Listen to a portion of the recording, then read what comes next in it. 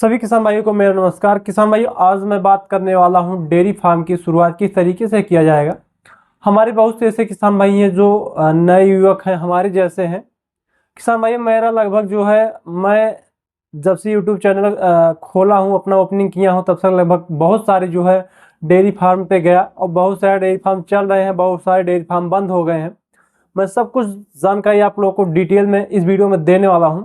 सबसे पहले अगर आप हमारे यूट्यूब चैनल पर नए हैं तो हमारे यूट्यूब चैनल हनी एग्रीटेक को सब्सक्राइब करना ना भूलें, क्योंकि ऐसी ही रोमांचक वीडियो मैं आप लोगों के रोजाना लेके आता रहता हूं। किसान भाई, आज बात करते हैं डेयरी फार्म। डेयरी फार्म हो गया जैसे कि गाय पालन, भैंस पालन।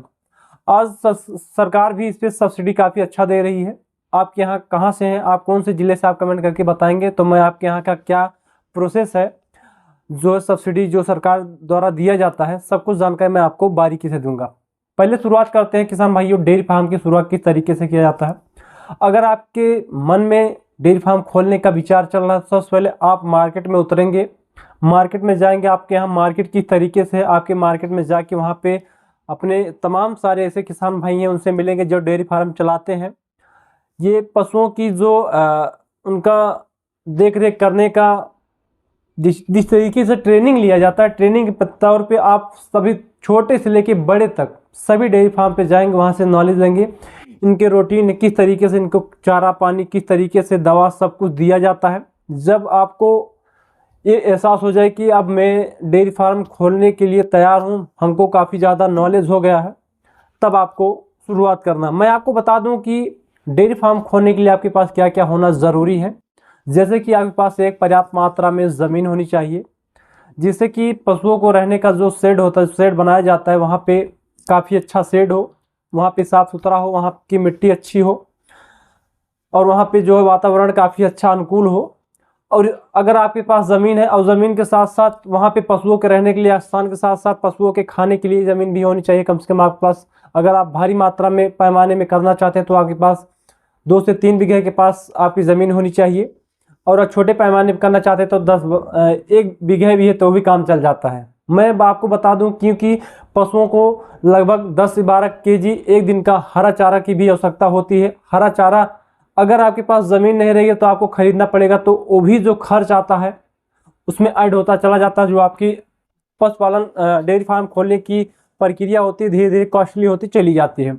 आपको ध्यान देना, आपके पास अगर ज़मीन पर्याप्त मात्रा में है तो आप खोल सकते हैं। जैसे कि चरी हो गया, बरसीम हो गया, समय समय पे आप सीजन वाइज से आप उसकी बुआई कर सकते हैं। और सूखा भी चारा चाहिए। अब मैं बात करता हूं कि इतनी बात हो गई, और आपको बताऊं कितने से शुरुआत करना। हमारे ने बहुत से फार्म पे गया तो बहुत से हमारे किसान भाई थे जो बड़े बड़े फार्म, करीब 50-50 गाय और भैंसों का फार्म जो है बंद पड़ गया है। उसमें क्या कारण था मैं आपको अभी वो भी बताता हूँ। तो आपको सबसे पहले शुरुआत करना है 5 गाय या 5 भैंस से। मैं आपको ये भी बता दूं कि आपके लिए किस फैट के अनुसार अगर करना चाहते हैं बिजनेस, तो आपके लिए तो भैंस आपके लिए ठीक है। अगर आप दूध के व्यापार करना चाहते हैं दूध के लिए, तो आपको गाय है। गाय क्योंकि आज के समय में आपको यहाँ मार्केट में कम से कम 22,000 में 12 लीटर 14 लीटर के आसपास जो गाय मिल जाएंगी, बेहतरीन नस्ल की गाय मिल जाएगी। मेरे यहाँ जो, मैं उत्तर प्रदेश के सुल्तानपुर जिले से, हमारे यहाँ जो है क्रॉस ब्रीड में गायें बहुत ही ज़्यादा यहाँ पे टेम्परेचर में अपने आप को ढाल लेती हैं और काफ़ी ज़्यादा उनका ग्रोथ भी देखने को मिलता है। हमारे यहाँ 12 से 14 लीटर तक की गाय जो है हमारे मौसम में ढल जाती हैं, काफ़ी अच्छा उनका जो है एवरेज मिलता है। आपको ध्यान देना है कि आपके यहाँ कौन सा मौसम, आप कहाँ से कमेंट करके बताएंगे तो आपके मौसम में कौन सी गाय आपके लिए सफिशिएंट होगी, सही होगा, मैं आपको कमेंट करके ज़रूर बताऊँगा। मैं आपको बता दूँ कि जब भी आप किसी भी फार्म पे जाएँ तो वहाँ पे आपको देखना है किस तरीके से वहाँ पे उनका रहने का स्थान जो है, किस तरीके से उनकी साफ़ सफाई में कितना ध्यान दिया गया है, इसको ज़रूर ध्यान देंगे। क्योंकि हमारे बहुत से किसान भाई थोड़ा सा साफ़ सफाई में, जितनी साफ़ सफाई में जितनी गंदगी होगी आपके फार्म में, उतनी ज़्यादा आपके पास जो है बीमारी उनके अंदर प्रवेश कर जाएगी। आपको बता दो, फिर गाय जो है सस्ते में मिल जाती हैं। अगर आप 22-25 हज़ार में खरीदने जाएंगे तो 12-14 लीटर की गाय आराम से मिल जाती हैं। और कहीं अगर वही भैंस आप मार्केट में खरीदने जाते हैं तो आपको जो भैंस की कीमत हो जाती है वो भैंस 6 से 12 लीटर दूध वाली भैंस आपको 80 से 90 हज़ार में आसानी से मिल जाती हैं। तो आपको ध्यान देना है, कभी भी आपको स्टार्ट करना है तो अगर आप 5 पशुओं से चालू करें। अगर आपके पास फैट में भी लेना है भैंस के, जैसे कि गाय हो गई, गाय 4 गाय रखिए, एक अच्छी सी उसमें भैंस डाल देते हैं, तो भैंस का दूध जो है मोटा हो जाने के कारण से जो आपकी दूध में फैट की मात्रा थोड़ा सा बढ़ जाती है। और दूध वैसे तो अगर हम आप दूध की पर्पज से बिजनेस करना चाहते हैं तो आप गाय आपके लिए बहुत ही परफेक्ट मानी जाती है। और गाय में बता दूं कि अगर आपके यहाँ ज़्यादा मात्रा में दूध लेना चाहते हैं तो आपको HF क्रॉस ब्रीड में, आपको HF जर्सी की क्रॉस ब्रीड में गाय बहुत ही सफल हैं। ये आपको मार्केट में जाना है, परचेज करना है, उसके बाद शुरुआत करना है। आपको मैं बता दूं किसी भी मार्केट में जाएंगे तो आपको कम से कम 12 लीटर से 14 लीटर के बीच की गाय को लेके आना, क्योंकि ये गाय बहुत ही ज़्यादा अनुकूल होती हैं, हमारे वातावरण में ढल जाती हैं, आसानी से ढल जाती हैं। और जब ये आप 5 गायों का बैकअप ले लें, 1 साल में आपकी गाय बेहतरीन अगर प्रोडक्शन हो रहा है आपके पास, तो धीरे धीरे करके आप धीरे धीरे आपके पास नॉलेज होता जाएगा, धीरे धीरे बढ़ाते चले जाएंगे।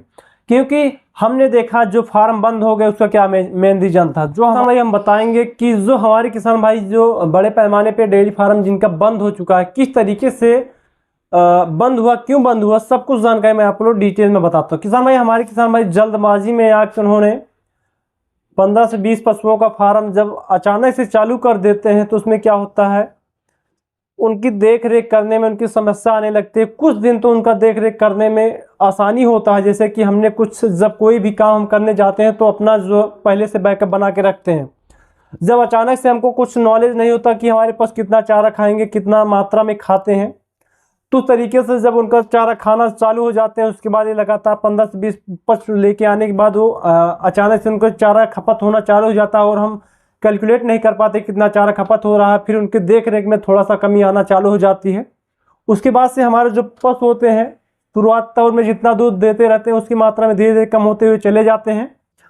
तो इस हिसाब से हमारे जितने भी किसान भाई थे जो बड़े पैमाने पर अचानक से पैसा जितना उनका इकट्ठा किए थे डेयरी फार्म खोलने के लिए, वो सारा इन्वेस्टमेंट करने के बाद उनका धीरे धीरे करके डेयरी फार्म शुरुआत तौर पे कुछ महीनों तक अच्छा चलता है, उसके बाद धीरे धीरे बैठना चालू हो जाता है। उसका मेन कारण है उनकी देख रेख करना, उनके खाने का जो फीड होता है उनमें सही से उनके भरण पोषण ना कर पाना, यही मेन कारण होता है। उसके बाद तो दूध में धीरे धीरे जब उनका सही से उनकी खुराक नहीं मिलेगी तो उनका जो धीरे धीरे दूध का प्रोडक्शन होगा धीरे धीरे कम हो जाएगा और काफ़ी लॉस होते चले जाते हैं। इस कारण से फिर वो धीरे धीरे अपना फार्म बंद कर दिए।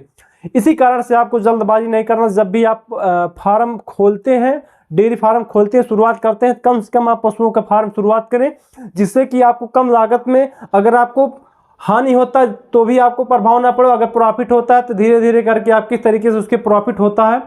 शुरुआत तौर में मैं आपको ये भी बता दूं, कोई भी अगर आप बिजनेस करना चाहें तो या करने जाते हैं तो आपको प्रॉफिट होता है और ना तो जो है आपको लॉस होता है। मेंटेन एकदम जो है बराबर होके चलता है, बैलेंस होके चलता है। तो आपको ध्यान बता दूं, बैलेंस होके इसलिए चलता है जब हम जितना हमारा प्रॉफिट होता है हम सब उन्हीं में लगा देते हैं। इस तरीके से धीरे धीरे करके हमारा जो फार्म है 5 पशु से लेकर 10 पशु से धीरे धीरे 15-20 जितना भी आपके पास पर्याप्त मात्रा में स्थान हो उसी तरीके से आप बढ़ा सकते हैं। और किसान भाई, मैं आपको लास्ट बार जाते वक्त ये भी बता दूं, डेयरी फार्म शुरुआत करने के लिए कम से कम एक बेहतरीन डेयरी फार्म खोलने के लिए कम से कम आपको 1 से 1.5 लाख रुपए आपको बैंक बैलेंस कर लेना है। 1 लाख रुपए पशु लाने का खर्च और 50,000 रुपये इनको खाने का खर्च आपको रख लेना है ज़रूर, तब जाके आप डेयरी फार्म का शुरुआत कीजिएगा। इससे क्या है, नहीं तो आपको उनको खिलाने में जैसे कि चूनी होगा, चोकर होगा, पशुहार हो गया, गुड़ हो गया, ये सब खिलाने में अगर थोड़ा सा आपके पशुओं में कमी होती है तो आपके पशु कमज़ोर हो जाते हैं। तमाम जब पशु कमज़ोर हो जाएंगे, उनकी इम्यूनिटी पावर कमज़ोर हो जाएगा तो उन पर तमाम सारे जो है बीमारियां आती रहेंगी। तो आपको ये हमारी बातों को विशेष गौर कीजिएगा और जब भी आप शुरुआत करें तो आपको इतने बैकअप से शुरुआत करना है और कम से कम पशु लेके आना है, जिससे कि काफ़ी ज़्यादा समय में आप उठेंगे लेकिन जब उभरेंगे तो काफ़ी कुछ लेके उभरेंगे। तो किसान भाइयों, और लास्ट वक्त में जाते वक्त आपको ये भी बताऊं, जिन किसान भाइयों का फार्म बंद हो गया है वो किस तरीके से दोबारा फार्म चालू कर सकते हैं, इस पर जल्द वीडियो आप लेके आऊँगा। आप वीडियो को ज़्यादा लाइक शेयर करेंगे जिससे कि मैं आप लोगों को रोजाना एक नया वीडियो लेके आता रहता हूँ। मैं आपसे मिलता हूँ नेक्स्ट वीडियो में, तब तक के लिए जय हिंद, जय भारत।